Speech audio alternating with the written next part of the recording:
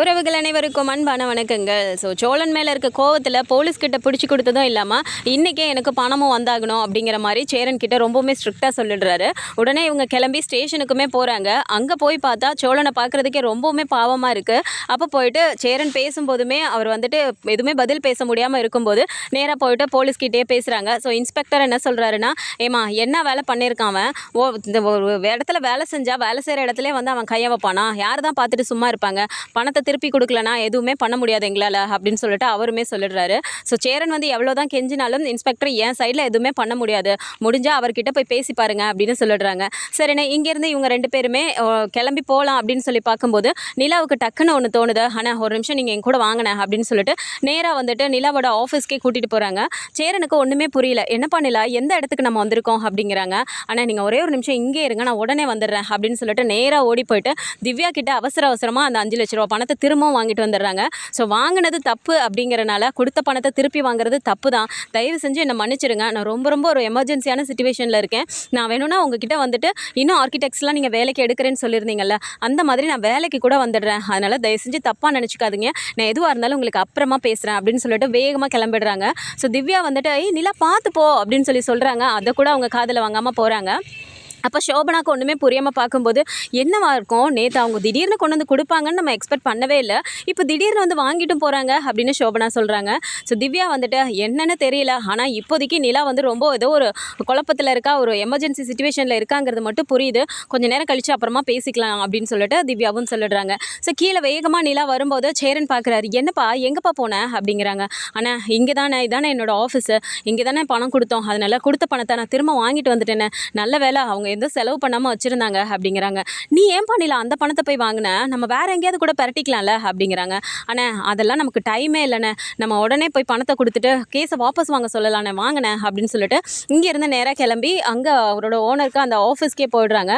அங்கே போனால் ஆஃபீஸில் ஓனர் இல்லை. போய் கேட்கும்போது வர நேரம் தான், வெயிட் பண்ணுங்க அப்படின்னு சொல்லிடுறாங்க. சரின்னு வெயிட் பண்ணிட்டு இருக்கும்போது கரெக்டாக அவரும் வந்துடுறாரு. போய் பேசலாம் அப்படின்னு போகும்போது உட்கார்ப்பா அப்படிங்கிறாங்க.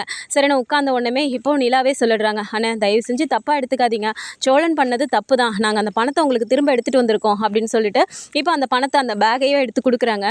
இதை பார்த்ததும் சோழனோட ஓனர் வந்துட்டு, இங்கே பாருப்பா, இந்த பணம் தான்ப்பா நான் வச்சுருந்தேன், இந்த பை கூட அதே பை தான் அப்படின்னு சொல்கிறாங்க. சேரன் இருந்துட்டு, அண்ணே சொல்கிறேனேன்னு தப்பாக எடுத்துக்காதீங்கண்ணே, இனிமேல் சோழனை நீங்கள் வேலைக்கு கூட சேர்க்க வேணாண்ணே, ஆனால் தயவு செஞ்சு அவன் மேலே கொடுத்துருக்க கேஸை மட்டும் வாபஸ் வாங்கிருங்கண்ணே அப்படிங்கிறாங்க. உனக்கே தெரியும்ல சேரா, நான் வந்துட்டு எந்த அளவுக்கு சோழனை என் பெத்த புள்ள மாதிரி பார்த்துக்கிட்டேன், அதுக்கும் இல்லாமல் இந்த ஆஃபீஸில் இருக்க எல்லாமே என் தம்பி தங்கச்சி அப்படி தான் நினச்சி நான் பார்த்துட்ருக்கேன். இந்த கேமரா வைக்கிறதுக்கு எனக்கு ஒரு மாதிரி தான் இருந்துச்சு, இருந்தாலும் எதுக்காவது தேவைப்படும் அப்படின்னு சொல்லிட்டு அவ்வளோ ஒரு நம்பிக்கையில் தான் எல்லாத்து மேலேயும் இருந்தேன் நான். ஆனால் நான் அதை பார்க்கலான்னு தெரிஞ்சிருந்தா எதுவுமே தெரியாமல் தானே போயிருக்கோம். நான் வீட்டுக்கே வந்து கேட்குறேன் சேரா, அப்போ கூட அவன் இல்லவே இல்லைன்னு தான் அடித்து பேசுகிறான், அதனால தான் எனக்கு ரொம்ப கோவம் வந்துருச்சு அப்படிங்கிறாங்க. சரிங்கண்ணே, எப்படியாவது தயவு செஞ்சு கேஸை மட்டும் வாபஸ் வாங்கிருங்கண்ணே அப்படின்னு சொல்லும்போது அவர் எதுவுமே பதில் பேச மாட்டேங்கிறாரு. சேரன் டக்குன்னு, நிலா ஒரு 2 நிமிஷம் வெளியே வெயிட் பண்ணுறியாப்பா, நான் கொஞ்சம் அவர்கிட்ட பேசணும் அப்படிங்கிறாங்க. சரின்னு நிலாவும் வெளியே வந்து அந்த ஆட்டோலேயே ஏறி உட்காந்துடுறாங்க. அப்போது சேரன் வந்துட்டு, அண்ணே தயவு செஞ்சு கெஞ்சி கேட்குறேண்ணே, உங்கள் காலில் கூட விழுறேண்ணே, இப்போ தானே சோழனுக்கும் நிலாவுக்கும் கல்யாணம் ஆயிருக்கு, அவங்க இப்போ தான் கொஞ்சம் புரிஞ்சுக்க ஆரம்பிச்சிருக்காங்க, இப்போதைக்கு இப்படி ஒரு பிரச்சனைனா அது ரொம்ப அவங்களோட எதிர்காலத்தையே பாதிக்கும்ண்ணே, அதனால் ப்ளீஸ்ண்ணே கொஞ்சம் வாபஸ் வாங்குங்கண்ணே அப்படின்னு சொல்லி கையெடுத்து கும்பிட்டு கேட்குறாரு. இதை பார்த்ததும் ஓனருக்கே ஒரு மாதிரி ஆயிடுது. என்ன சேரா இப்படி பண்ணிட்டு இருக்கா, முதல்ல கையை கீழே இறக்குப்பா அப்படிங்கிறாங்க. ஆனால் ப்ளீஸ்ண்ணே அப்படிங்கிறாங்க. என்னப்பா பணத்தையே திரும்ப கொண்டு வந்து கொடுத்துட்டீங்க, நீ போப்பா, நான் வந்துடுறேன், நான் வந்து கேஸை வாபஸ் வாங்குறேன் அப்படிங்கிறாங்க. சரிண்ணே அப்படிங்கும்போது, ஆமாம் நீ எந்த வண்டியில் வந்த அப்படிங்கிறாங்க. நான் ஆட்டோவில் தானே வந்தேன் அப்படிங்கிறாங்க. சரி நீ முன்னாடி போ, நான் பின்னாடியே காரில் வந்துடுறேன் அப்படின்னு சொல்கிறாரு. சரிங்கண்ணே அப்படின்னு சொல்லிட்டு இப்போ கிளம்பி போகிறாங்க. வெளியே போனோடனே நிலா அப்படியே பார்க்குறாங்க. என்னென்ன சொன்னார் அப்படின்ட்டு. இது மாதிரி கேஸை வாபஸ் வாங்குறேன்னு சொல்லிட்டாருப்பா, அதோ வரேன்னு சொன்னார் அப்படின்னு சொல்லிட்டு இவங்களுமே போகிறாங்க. கரெக்டாக அவரும் வந்துடுறாரு. ஒன்றாவே சேர்ந்து தான் உள்ளே போகிறாங்க. அந்த டைம் வந்துட்டு சோழன் வந்து அங்கேருந்த ஒரு கான்ஸ்டபிள் கிட்டே கூப்பிட்டு, சார் ஒரு நிமிஷம் சார் அப்படிங்கிறாங்க. என்னப்பா அப்படின்றாங்க. இல்லை சார், அடுத்து என்ன சார் பண்ணுவாங்க அப்படிங்கிறாங்க. அடுத்து என்ன பண்ணுவாங்கன்னா, நீ பண்ண வேலைக்கு உன்னை என்ன பண்ணுவாங்க, இன்னும் 1/2 மணி நேரம் தான் டைம் இருக்குது, அதுக்குள்ளார உங்கள் வீட்டிலேருந்து உன்னை வந்து வெளியில் எடுத்துட்டாங்கன்னா தான் உண்டு, இல்லைனா நாங்கள் கோர்ட்டுக்கு தான் கூப்பிட்டு போவோம், அங்கே போனால் 3 வருஷமோ 5 வருஷமோ அவங்க வந்துட்டு கேஸ் எழுதிருவாங்க. அதுக்கப்புறம் நீ அத்தனை வருஷமும் ஜெயிலில் தான் இருக்கணும், என்னடா வேலை பார்த்துருக்க நீ, ஒரு வேலை செய்கிற இடத்துல போய் கையை வைப்பியா நீ அப்படின்னு சொல்லிட்டு அவருமே திட்டிட்டு போயிடுறாரு. அப்படியே சோழனுக்கு என்ன பண்ணுறதுனே தெரியல, அப்படியே ஒரு மாதிரி குழம்பி போய் ஒரு மாதிரி கஷ்டத்துலேயே நின்றுட்டுருக்காரு. கரெக்டாக அந்த டைமில் தான் அவங்களுமே உள்ளே வராங்க. வந்தோடனே பார்த்துட்டு அப்படியே சோழனுக்கு ஒரு மாதிரியே இருக்கு. நிலாவுமே அப்படியே கஷ்டமாக பார்த்துட்டே நிற்கிறாங்க. பின்னாடியே ஓனரும் வந்துட்டு நேராக போகிறாரு. போயிட்டு இப்போ சேரன் போயிட்டு சார் அவரை கூட்டிகிட்டு வந்துட்டோம் சார் அப்படிங்கிறாங்க. அப்போது இன்ஸ்பெக்டர் அப்படி பார்க்குறாரு. உடனே அவரும் போயிட்டு ஆமாம் சார், அவங்கள எடுத்த பணத்தை என்கிட்ட திரும்ப கொடுத்துட்டாங்க, அதனால் நான் கேஸை வாபஸ் வாங்கிக்கிறேன் சார் அப்படிங்கிறாங்க. சரி அப்படின்னு சொல்லிட்டு இப்போ அவர் எல்லாமே அந்த ஃபார்மாலிட்டிஸ்லாம் முடிச்சுட்டு அவனை வெளியே விடுங்கயா அப்படின்னு சொல்கிறாங்க. சரிண்ணா சோழனுமே வெளியில் வராரு. வெளியில் வரும்போதுமே அப்படியே அவரால் நடக்கவே முடியல, ஒரு மாதிரி தாங்கியே நடந்து வராரு. அதை பார்த்த உடனே நிலாவுக்கு ரொம்பவுமே அழுகையாக வந்துடுது. சேரன் போயிட்டு டக்குன்னு பிடிச்சிட்டு என்னடா சொல்லா ரொம்ப அடிச்சிட்டாங்களாடா அப்படின்னு கேட்குறாங்க. அதெல்லாம் ஒன்றும் இல்லைண்ணே பரவாயில்ல அப்படிங்கிறாங்க. அப்போ இன்ஸ்பெக்டர் பார்த்துட்டு வேறு என்ன பண்ண சொல்கிறீங்க, எடுத்த பணத்தை எங்கடா வச்சிருக்கேன்னு கேட்டால் அவன் வாயை திறக்க மாட்டேங்கிறான், வேறு என்ன பண்ண முடியும் அப்படின்னு கேட்குறாங்க. அப்போ நிலாவுக்கு அதை பார்க்கும்போது இன்னுமுமே ரொம்பவுமே கஷ்டமாக போகுது. அப்படியே ஒரு மாதிரி அழுகையே வர மாதிரி ஆயிடுறாங்க. சரி இனிமேல் இந்த மாதிரி வேலையெல்லாம் பார்க்கக்கூடாது, அவரே வந்து சொன்னதுனால தான் உன்னை வெளியே விட்டுருக்கேன், இல்லைனா 3 வருஷமோ 5 வருஷமோ நீ ஜெயிலில் களி தான் தின்றுக்கணும் அப்படின்னு சொல்லிட்டு இன்ஸ்பெக்டரும் சொல்கிறாரு. ஸோ சேரன் டக்குன்னு இருந்துட்டு சார் இனிமேல் அவன் அப்படிலாம் பண்ண மாட்டான் சார், எப்போயுமே அந்த மாதிரி பண்ண மாட்டான் சார், ஏதோ புத்தி கிட்டு போய் அப்படி பண்ணிட்டான், மன்னிச்சிருங்க சார் அப்படிங்கிறாங்க. என்கிட்ட மன்னிப்பு கேட்டு என்ன பண்ணுறது, அதோ பணத்தை எடுத்தவர் அங்கே இருக்காருல்ல, பணத்தை யார்கிட்ட எடுத்தாரோ அவர் அங்கே நிற்கிறாரு, அவர்கிட்ட மன்னிப்பு கேளுங்கய்யா, என்கிட்ட சொல்லிட்டு இருக்கீங்க, கிளம்புங்க அப்படின்னு சொல்லிட்டு அவர் வேலையை பார்க்க ஆரம்பிச்சிடுறாரு. இப்போ வெளியில் வந்ததுக்கப்புறம் அவரோட ஓனர் அப்படி நிற்கிறாரு. நேராக போயிட்டு சேரன் தான் ரொம்ப நன்றி சார் அப்படிங்கிறாங்க. என்னப்பா சேரா இதுக்கெல்லாம் போய் நன்றி சொல்லிட்டு இருக்க, எனக்கு இருந்த கோவம் என்ன, நான் நேராக வீட்டில் வந்து கேட்டேன்ல, அப்போயே அவன் ஆமாண்ணே ஒரு அவசரத்தினால எடுத்துட்டேனே அப்படின்னு சொல்லி அவன் உண்மையை சொல்லியிருந்தான்னு வச்சுக்கேன், நான் வேறு மாதிரி ஏதாவது யோசிச்சிருப்பேன்ப்பா, ஆனால் நான் வந்து கேட்கும்போது கூட அவன் வந்து இல்லவே இல்லைன்னு சாதிச்சிட்டான்ல, அதுக்கப்புறம் நான் எவ்வளோ கஷ்டப்பட்டேன் தெரியுமா, அந்த பணத்தை யார் எடுத்திருப்பாங்களோ என்னவோன்னு சொல்லிட்டு அங்கே இங்கேயும் நான் எவ்வளோ அலைஞ்சேன் தெரியுமா, அதெல்லாம் நினைக்கும் போது தான் எனக்கு அவ்வளோ கஷ்டமாக இருக்குது, இவனை நம்பி நான் தம்பின்னு நினச்சி ஒன்று பண்ணி எனக்கு அப்படியே நம்பிக்கை துரோகம் பண்ணிட்டான் பார்த்தியா, அதுதான் என்னால் ஏற்றுக்கவே முடியல சேரா அப்படின்னு சொல்லிட்டு அவரும் சொல்கிறாரு. ஸோ இதெல்லாம் கேட்டுட்டு சோழனுக்கே கஷ்டமாக இருக்குது. அவர் போய்ட்டு அண்ணா என்னை மன்னிச்சிருண்ணே அப்படிங்கிறாங்க. நீ என்கிட்ட பேசாதடா சோழா, உன் மேலே வச்சிருந்த நம்பிக்கையவே மொத்தமாக நீ உடச்சிட்ட அப்படின்னு சொல்லிட்டு சரி பார்த்துக்கப்பா அப்படின்னு சொல்லிட்டு சேரன் கிட்ட சொல்லிட்டு அவர் கிளம்பிடுறாரு. அப்போது அவர் சரிங்கண்ணா ரொம்ப நன்றிண்ணே அப்படின்னு சொல்லிட்டு இவரும் நின்றுட்டுருக்காரு. அப்போ அவரும் கிளம்பி போயிடுறாரு. இப்போது சேரன் வந்துட்டு சரி பண்ணிடலாம், ஒரு நிமிஷம் இருங்க நான் போய் ஆட்டோ கூட்டிகிட்டு வந்துடுறேன் அப்படின்னு சொல்லிட்டு அவர் அங்கே போயிடுறாரு. இப்போது நிலாவும் சோழனும் மட்டும் அங்கே நின்றுட்டுருக்காங்க. அப்போது சோழனுக்கு வந்து நிலாவை ஃபேஸ் பண்ணுறதுக்கே ஒரு மாதிரி கஷ்டமாக இருக்குது. போயிட்டு நிலா பக்கத்தில் போன உடனே அப்படியே என்ன திட்ட போகிறாங்களோ அப்படின்னு சொல்லிட்டு பயந்துக்கிட்டே நிற்கிறாரு. அப்போ போயிட்டு நிலா என்ன சோழன் ரொம்ப அடிச்சிட்டாங்களா அப்படிங்கிறாங்க. அதெல்லாம் ஒன்றும் இல்லைங்க அப்படிங்கிறாங்க. என்ன ஒன்றும் இல்லைங்கிறீங்க, இங்கே பாருங்கள் எப்படி வீங்கி இருக்கு, முகத்துல எல்லாம் இப்படி வீங்கியிருக்கே, பயங்கரமாக அடிச்சிட்டாங்களா அப்படிங்கிறாங்க. பரவாயில்லைங்க விடுங்க அப்படிங்கிறாங்க. ஏன் சோழன் இப்படி பண்ணீங்க, எனக்காக எத்தனை வாட்டி நீங்கள் இப்படி கஷ்டப்படுவீங்க அப்படிங்கிறாங்க. அதெல்லாம் எனக்கு ஒன்றும் பெருசாக தெரியலங்க அப்படிங்கிறாங்க. அதுக்காக இப்படி போய் பண்ணலாமா, யாரோ ஒருத்தன் என்னை எதுவோ பேசினா அப்படின்னா அதுக்காக நீங்கள் இப்படி பண்ணணுமா, ஏன் சோழன் இப்படி பண்ணீங்க அப்படிங்கிறாங்க. தயவு செஞ்சு என்னை மன்னிச்சிருங்க அப்படின்னு சொல்கிறாரு. அப்போ நிலாவுக்கு வந்து ரொம்பவுமே கஷ்டமாக போகுது. என்னை திரும்ப இந்த மாதிரி பண்ணாதீங்க சோழன், இனிமேல் இந்த மாதிரிலாம் பண்ணாதீங்க அப்படின்னு சொல்லிட்டு அவர் கையெடுத்து கும்பிட்டுட்டு நிற்கிறத அப்படியே கையை கீழே இறக்கி அப்படியே கையை பிடிச்சிக்கிட்டு இப்போ சோழன் மேலேயே சாஞ்சிக்கிறாங்க. அப்போ சோழனுக்கு நம்மளை திட்டலையே அப்படிங்கிற மாதிரி கொஞ்சம் ஒரு மாதிரி இருக்கு. அப்படியே ஒரு மாதிரி நின்றுட்டு இருக்கும்போது கரெக்டாக சேரனும் ஆட்டோ கூட்டிகிட்டு வந்துடுறாரு. அப்போ இவங்க 2 பேரும் அப்படியே சாஞ்சிட்டு நிற்கும்போது சேரனுக்கு பார்க்குறதுக்கே ரொம்பவுமே சந்தோஷமாக இருக்குது. பரவாயில்ல நிலா கோவப்படும்னு நினச்சோம், ஆனால் சோழனை புரிஞ்சிக்கிச்சு அப்படின்னு சொல்லிட்டு பார்த்துட்டு இருக்காரு. அப்போது ஆட்டோ வந்துருச்சு அப்படிங்கும்போது நிலாவே பார்த்துடுறாங்க. பார்த்துட்டு வாங்க சோழன் வீட்டுக்கு போகலாம் அப்படிங்கிறாங்க. சரிங்க அப்படின்னு சொல்லிட்டு இப்போ நேராக வராங்க. சேரனுமே வந்து பிடிச்சிக்கிறாரு. வந்துட்டு வாடா பார்த்து வாடா, கால்லலாம் அடிச்சிட்டாங்களாடா, கால் வலிக்குதாடா அப்படிங்கிறாங்க. இல்லை நான் பரவாயில்லண்ணே அப்படின்னு சொல்லிட்டு இப்போ மெதுவாக ஆட்டோவில் ஏற்றி அப்படியே நேராக வீட்டுக்கு வந்துடுறாங்க. வீட்டுக்கு வந்ததுக்கப்புறமா பார்த்தா நடேசனுக்கு அப்படியே ஆடி போயிடுது. டே என்னடா ஏன்டா இப்படி கூட்டிகிட்டு வரீங்க, என்னடா ஆச்சு சோழனுக்கு அப்படின்னு சொல்லி கேட்குறாரு. அப்போ அப்படியே ஒரு மாதிரி முழிச்சிட்டே நிற்கும்போது என்னடா ஏதாவது சொல்லுங்கடா அப்படின்னு சொல்லி கேட்குறாரு. ஒன்றும் இல்லை உள்ளே வாங்கப்பா ஃபஸ்ட்டு அப்படின்னு சொல்லிட்டு உள்ளார கூட்டிகிட்டு போய்ட்றாங்க. அவர் அப்படியே பதறாரு, என்னடா ஆச்சு என்னடா அப்படின்னு சொல்லிட்டு. அப்போ வந்து சேரன் சொல்கிறாரு, ஒன்றும் இல்லைப்பா நேற்று அவன் 5 லட்ச ரூபா பணம் கொடுத்தான்ல, இந்த மாதிரி ஆயிடுச்சுப்பான்னு சொல்லிட்டு நடந்த எல்லாத்தையுமே சொல்கிறாரு. அப்படி நடேசனுக்குமே கஷ்டமாக போயிடுது. ஏண்டா எதுக்காக இப்படி பண்ணதடா நீ அப்படின்னு சொல்லிட்டு ஒரு மாதிரியே தழுதழுத்து கேட்குறாரு. குரலெல்லாம் ஒரு மாதிரி சோழனுக்கு அப்படியே பார்க்குறதுக்கே ஒரு மாதிரி கஷ்டமாகவே இருக்குது. சரி நம்ம மேலே இவ்வளோ பாசத்தோடு அவர் கேட்குறாரு, எப்போ பாரு நம்ம வந்து திட்டிக்கிட்டே தானே இருந்திருக்கோம் அப்படிங்கிற மாதிரி யோசிச்சுட்டு அதெல்லாம் ஒன்றும் இல்லை, நான் ஏதோ ஒரு இதில் யோசிச்சுட்டு செஞ்சுட்டேன், அந்த இடத்துல அவங்க அப்படி தலை குனிஞ்சு நின்னாங்க. அவன் வந்து அந்த மாதிரி சொன்னோன்னே எனக்கு என்ன பண்ணுறதுன்னே தெரியல. நான் ஃபஸ்ட்டு அவர்கிட்ட பணம் தானே கேட்டேன், ஆனால் அவர் பணத்தை வச்சுக்கிட்டே இல்லைன்னு சொல்லிட்டாருண்ணே. எனக்கு அதுக்கப்புறம் என்ன பண்ணுறதுன்னே தெரியல. அவங்கள அந்த இடத்துல அசிங்கப்படுத்தி பேசிட்டாங்களே, அப்போது அந்த இடத்துல அவங்கள கௌரவமாக உட்கார வைக்கணும் அப்படின்னு சொல்லிட்டு தானே நான் அப்படி பண்ணிட்டேன் அப்படின்னு சொல்லி அவர் சொல்கிறாரு. நிலாவுக்கு இன்னுமுமே அழுகையாக வருது. அப்போ டக்குன்னு போயிட்டு சோழன்கிட்ட அப்படி போய் கீழேயே உட்காந்துக்கிறாங்க. ஏன் சோழன், எவனோ என்னவோ பேசினா என்ன, திரும்ப திரும்ப நான் அதை தான் சொல்கிறேன், இப்படிலாம் நீங்கள் எனக்காக கஷ்டப்படணுமா அப்படின்னு சொல்லிட்டு கேட்குறாங்க. அப்போ அப்படியே பரவாயில்லைங்க விடுங்க அப்படிங்கிறாங்க. சரி நடேசன் இருந்துட்டு, ஏண்டா சரி நீ பணத்தை எடுத்து கொண்டு போய் கொடுத்த, ஆனால் அது தெரியாமல் எடுத்து கொண்டு போய் கொடுத்துருக்கியே, அதுக்கப்புறம் இந்த மாதிரிலாம் நடக்கணும் உனக்கு புரியாதாடா, அப்படி கூட வாடா அறிவில்லாமல் இருக்க, இந்த அப்போ போலீஸ் ஸ்டேஷனில் கொண்டு போய் வச்சு உன்னை அடின்னு அடிச்சுட்டு வந்திருக்கானுங்களே, வேறு ஏதாவது ஆயிருந்தால் என்னடா பண்ணியிருக்க முடியும், உன்னை பிடிச்ச 5 வருஷமோ 6 வருஷமோ உன்னை ஜெயிலில் போட்டிருந்தா என்னடா பண்ணியிருக்க முடியும், அதை பற்றியெல்லாம் நீ யோசிக்கலையா அப்படிங்கிறாங்க. இல்லையா, எனக்கு அந்த நேரத்தில் என்ன பண்ணுறதுன்னு அதை பற்றியெல்லாம் எனக்கு யோசனையே இல்லை. நிலாவுக்கு வந்துட்டு முதல்ல அந்த இடத்துல அவங்க வந்து கெத்தாக உட்காரணும்னு மட்டும்தான் எனக்கு தோணுச்சு, அதனால நான் அப்படி பண்ணிட்டேன் அப்படின்னு சொல்கிறாரு. நிலாவுக்கு அப்படியே ரொம்பவுமே ஒரு மாதிரி கஷ்டமாக போயிடுது, அழுக ஆரம்பிச்சிடுறாங்க. அதை பார்த்துட்டு சேரன் வந்துட்டு, பா நிலா நீ எதுக்குப்பா அழுதுட்டுருக்கா, அழுகாதப்பா அப்படிங்கிறாங்க. பாருங்கண்ணே அவர் எனக்காக எப்படி கஷ்டப்பட்டுட்ருக்காருன்னு, எதுக்குன்னு அவர் இப்படி பண்ணணும் அப்படிங்கிறாங்க. சோழன் டக்குன்னு, ஏங்க அதெல்லாம் ஒன்றும் இல்லைங்க, இதெல்லாம் ஒரு விஷயம்னு நினச்சி நீங்கள் அப்படி பண்ணிகிட்ருக்கீங்க, நான் பண்ணது தப்பு தான், எனக்கு வந்துட்டு அந்த இடத்துல அதான் நான் சொன்னேன் இல்லைங்க, எனக்கு அந்த யோசனையே வரலைங்க, அதுக்கப்புறம் எனக்கு என்ன ஆனாலும் அதை பற்றி நான் யோசிக்கலைங்க, உங்களை வந்துட்டு அப்படி உட்கார வைக்கணும்னு மட்டும்தான் யோசித்தேன் அப்படிங்கிறாங்க. அப்போ நடேசன் சொல்கிறாரு, இங்கே பாருடா நீ யோசிச்சதெல்லாம் சரிதான், ஆனால் இனிமேலாவது நீங்கள் சம்பாதிக்கிற பணத்துலேருந்து கொஞ்சம் கொஞ்சம் சேர்த்து வைங்க. முன்னாடி தான் எனக்கு என்னான்னு அவன் சுற்றிட்டு இருந்தீங்க, இப்போ வீட்டுக்கு ஒரு பொம்பளை பிள்ளை வந்துருச்சு, அதுவும் உன் பொண்டாட்டி வீட்லேயே இருக்கா, அப்போது நீ சம்பாதிக்கிற காசுலேருந்து சேர்த்து வச்சுருந்தீங்கன்னா அதை வச்சு இது பத்தாததுக்கு வேறு ஏதாவது கூட நம்ம கடன் வாங்கியிருக்கலாம்ல. நம்ம கையில் நீ இப்போ வரைக்கும் நம்ம என்னடா சேர்த்து வச்சுருக்கோம், ₹1 கூட எவனா சேர்த்து வச்சுருக்கீங்களா சொல்லுங்கள். ஒவ்வொரு வாட்டி தேவை வரும்போதும் நம்ம வந்துட்டு ஏதாவது ஒன்று பண்ணி தான் ரெடி பண்ணுறோமே தவிர நம்ம வீட்டிலன்னு ஏதாவது வச்சுருக்கோமா அப்படின்னு சொல்லி சொல்கிறாரு. சேரன் உடனே இருந்துட்டு, ஆமாப்பா நீங்கள் சொல்கிறது சரிதான் அப்படின்னு சொல்லி பேசிகிட்டு இருக்காங்க. அந்த டைம் பார்த்து என்ன ஆகுதுன்னா, பாண்டியை வந்துட்டு தேடிக்கிட்டு வானதி நேராக வீட்டுக்கே வராங்க.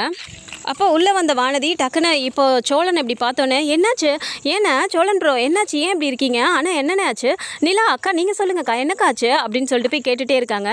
இப்போ வானதி கிட்டே என்ன சொல்கிறது, உண்மையை சொல்லலாமா வேணாமா அப்படிங்கிற மாதிரி யோசிச்சுக்கிட்டே இருக்காங்க. சரி நீ என்னப்பா இந்த நேரத்தில் இங்கே வந்திருக்க அப்படின்னு சொல்லிட்டு சேரன் கேட்குறாரு.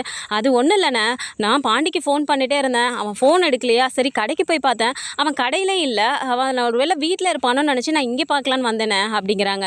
இல்லையப்பா அவன் என்ன வீட்டுக்கு வரலையே அப்படின்னு சொல்லிட்டு இருக்கும்போதே கரெக்டாக வந்து பாண்டியுமே வண்டியில் வந்துடுறாரு. ஸோ பாண்டியை பார்த்ததுமே வானதி, பாண்டி நீ வீட்டில் இருப்பான்னு நினச்சி தான் நான் இங்கே வந்தேன், ஆனால் நீ இப்போ தான் வீட்டுக்கே வரியா அப்படின்னு சொல்லி கேட்குறாங்க. ஆமாம் வானதி, கடையில் இப்போ நீ அங்கே வந்தேன்னு சொல்லிட்டு கண்ணன் சொன்னான், அதனால தான் சரி வீட்டுக்கு போயிருக்கேன்னு நீ சொன்னனால அப்படியே வந்தேன் அப்படிங்கிறாங்க. சரி நீ எங்கே போன அப்படிங்கிறாங்க. ஒரு பஞ்சர் ஆயிடுச்சுன்னு சொல்லி ஃபோன் பண்ணாங்க, அதனால் பண்ணி கொடுக்குறக்காக போயிருந்தேன் அப்படிங்கிறாரு. ஓ அப்படியா, சரி சரி இங்கே வந்து பாரு பாண்டி உன் அண்ணனை அப்படிங்கிறாங்க. யாரை அப்படின்னு சொல்லிட்டு அவர் வேகமாக உள்ள வராரு. வந்து பார்த்தா சோழன் இந்த மாதிரி இருக்கிறத பார்த்தோன்னே அவருக்கே அடிப்படுது. டே சோழா என்னடா ஆச்சு, ஏன்டா அப்படி இருக்கா, என்ன ஆச்சு அப்படின்னு சொல்லி கேட்குறாங்க. சோழனுக்கு அப்படியே ஒரு மாதிரி இருக்கு. ஐயோ இவன் நிற்கிறாளே, இவன் முன்னாடியே விஷயத்தை சொல்ல போகிறாங்களா அப்படிங்கிற மாதிரி அவர் யோசிச்சுட்டு இருக்காரு. இருந்தாலும் சேரன் வந்துட்டு அதெல்லாம் ஒன்றும் இல்லடான்னு சமாளிக்கும் போதே வானதி டக்குன்னு இருந்துட்டு, என்னென்னா நான் இங்கே இருக்கிறதுனால என் முன்னாடி உங்கள் குடும்ப விஷயம்லாம் பேச வேணான்னு சொல்லிட்டு தான் இப்போ நீங்கள் மழுப்பிட்டு இருக்கீங்களா அப்படின்னு சொல்லிட்டு வானதி கேட்கணும். இப்போ சேரனுக்கு அதெல்லாம் ஒன்றும் இல்லைப்பா, நீயும் எங்கள் குடும்பத்துக்கு வரப்போகிற பொண்ணு தானே, அப்படிலாம் ஒன்றும் இல்லைப்பா அப்படின்னு சொல்லிட்டு அவர் டக்குன்னு நடந்த விஷயம் எல்லாத்தையுமே சொல்லிடுறாரு. அப்படியே சோழன் வந்துட்டு, போச்சு அண்ணன் வந்து யார் முன்னாடி சொல்லக்கூடாதா, அவன் முன்னாடியே சொல்லிருச்சே அப்படிங்கிற மாதிரி சோழன் அப்படியே ஒரு மாதிரி பார்க்குறாரு. அப்போ இதை கேட்டதுமே வந்துட்டு பாண்டிக்கு ரொம்ப கஷ்டமாக போயிடுது. என்னடா இப்படி பண்ணியிருக்க அப்படின்னு சொல்லி போய் பேசிகிட்டு இருக்கும்போது டக்குன்னு வானதி என்ன சொல்லிடுறாங்க, ஆமாம் சோழன் ப்ரோ எனக்கு ஒரு விஷயம் புரியவே இல்லை, நானும் ஆரம்பத்துலேருந்து இதை தான் பார்த்துட்ருக்கேன், இதை வச்சு தான் நான் பாண்டிக்கிட்ட கூட அப்பப்போ சண்டை கூட போடுறேன் தெரியுமா அப்படிங்கிறாங்க. ஆரம்பிச்சிட்டாளா இவ அப்படின்ட்டு பாண்டி டக்குன்னு திரும்பி, வானதி கொஞ்ச நேரம் அமைதியாயிரு வானதி அப்படிங்கிறாங்க. நான் ஒன்றும் தப்பாக சொல்லலை பாண்டி, நீயே பார்க்குறீல நிலாக்காவும் சோழன் அண்ணாவும் வந்துட்டு ஃபேக் மேரேஜ் தான் பண்ணிக்கிட்டாங்க, நம்ம வந்து உண்மையாக லவ் பண்ணுறோம், அவங்களுக்குள்ளார லவ் கூட இல்லை, ஆனாலும் எவ்வளோலாம் அவர் வந்துட்டு நிலாக்காக்காக செய்கிறாருன்னு நான் உங்ககிட்ட எத்தனை வாட்டி சொல்லியிருக்கேன், ஆனால் இப்போ பார்த்தியா அவங்க ஆஃபீஸ்க்கு போகணுங்கிறதுக்காக பணத்தை போய் திருடுற அளவுக்கு போயிருக்காரு, அப்படின்னா அவங்க மேலே வந்துட்டு எவ்வளோ பாசம் வச்சுருக்காரா, இல்லை அவங்க மேலே இருக்க அந்த கேர்னால அப்படி பண்ணுறாரா, இதெல்லாம் பார்த்து கூட நீ திருந்த மாட்டேங்கிறிய பாண்டி அப்படின்னு சொல்லிட்டு இவங்க சொல்லிடுறாங்க. இவருக்கு வந்துட்டு அப்படியே ஒரு மாதிரி கடுப்பாக வருது, எந்த நேரத்தில் எது பேசணுன்னே இவளுக்கு தெரியாதா அப்படிங்கிற மாதிரி, ஏன் வானதி இப்படி பேசிகிட்டு இருக்கா, அமைதியாரு அப்படின்னு சொல்கிறாரு. உடனே வானதி, நான் ஒன்றும் தப்பாக சொல்லலையே பாண்டி அப்படின்னு சொல்லிட்டு, ஆமாம் சோழன் ப்ரோ நீங்களே சொல்லுங்கள், உங்களுக்கே இதெல்லாம் கொஞ்சம் ஓவராக தெரியல. ஆல்ரெடி கோர்ட்டில் டைவர்ஸுமே அப்ளை பண்ணியிருக்கீங்க, இன்னும் கொஞ்சம் நாள்ல டைவர்ஸும் கிடச்சிரும். ஆனால் இதுக்கே வந்துட்டு ஏன் தான் நீங்கள் இப்படிலாம் பண்ணுறீங்களோ? இன்னும் நீங்கள் என்னையும் பாண்டி மாதிரி உண்மையான லவ்வர்ஸாலாம் இருந்தீங்கன்னா அப்பப்பா நீங்களே எப்படி பண்ணுவீங்களோ, நிலாக்காவை என்ன மாதிரி தாங்குவீங்களோ? எனக்கு நிலாக்காவை நினச்சாலே அப்படியே பொறாமையாக இருக்குது தெரியுமா? நீங்கள் டைவர்ஸ் வாங்கி பிரிய போகிறீங்கிற ஞாபகமே இல்லாமல் ஏன் சோழன் ப்ரோ இப்படிலாம் பண்ணிட்டுருக்கீங்க அப்படின்னு சொல்லி அவங்க டக்குன்னு கேட்டுடுறாங்க. இதை கேட்டதுமே நிலாவுக்கே ஒரு மாதிரி கஷ்டமாக போயிடுது. அவரே இவ்வளோ கஷ்டப்பட்டு வந்து உட்காந்துருக்காரு, இந்த வானதி புரிஞ்சுக்காமல் இப்படி பேசிகிட்டே இருக்கேன்னு சொல்லிட்டு, வானதி ப்ளீஸ் கொஞ்சம் அமைதியாக இருக்கீங்களா அப்படிங்கிறாங்க.